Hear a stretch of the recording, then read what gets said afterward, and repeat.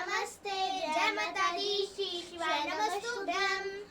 और आप सब अच्छे हैं ऐसा ऐसा मेरा मेरा उम्मीद है और ऐसी मेरी कृष्णा जी से प्रार्थना है, मेरे लड्डू गोपाल जी से। आप सब जहाँ रहे स्वस्थ रहे और मस्त रहे। तो हम आज लेके आए हैं जब हम थे रूही जैसे, मतलब इसके जैसे छोटी सी थी तब ये मैं गाना गाती थी और आज मुझे वो गाना याद आया तो हम आप सबको सुना रहे हैं। और कैसा लगेगा, मेरा गाना पहला गाना था। तो मैं पहला गाना ऐसा था जो इनको याद हुआ था, वही गाती रहती हाँ। थी। चलो तब कैसा लगेगा बताना जरूर।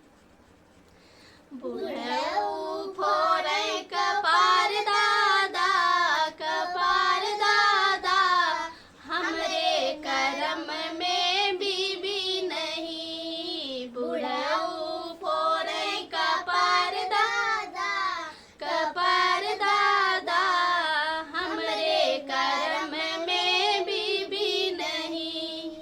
एक दिन गैले हलवैया दुकनिया, एक दिन गैले हलवैया दुकनिया, लड्डू के बीबी बनवै दादा, बनवै दादा, हमरे करम में बीबी नहीं।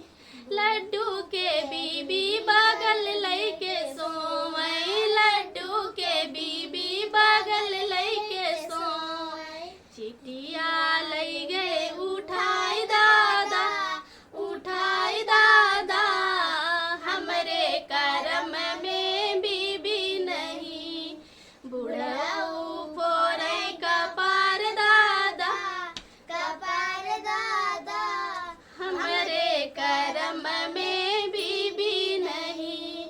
एक दिन गईले बजजवा दुकनिया, एक दिन गईले बजजवा दुकनिया, रुमाली के बीबी बनवै दादा, बनवै दादा, हमरे करम में बीबी नहीं।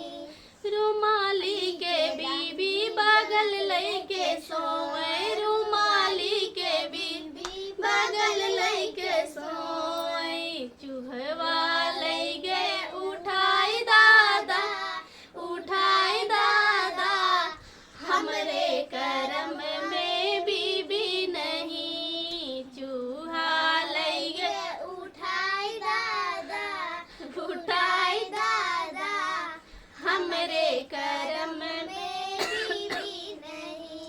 एक दिन गईले सोनरवा दुकनिया, एक दिन गईले सोनरवा दुकनिया, सोना के बीबी बनवै दादा, बनवै दादा, हमरे करम में बीबी नहीं।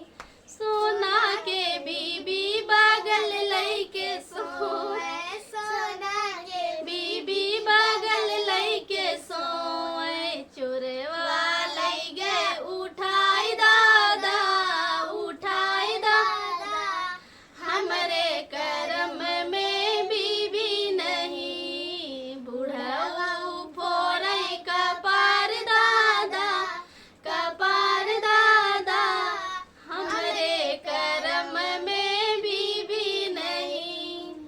धन्यवाद, बहुत अच्छा गाना था। सही में धन्यवाद सुनाने के लिए कैसा लगा मेरा गीत चुटकुला? और सुनने के लिए और धन्यवाद। बताना धन्यवाद। जरूर। बहुत पुराना है, जब हम इतनी बड़ी थे तब का है।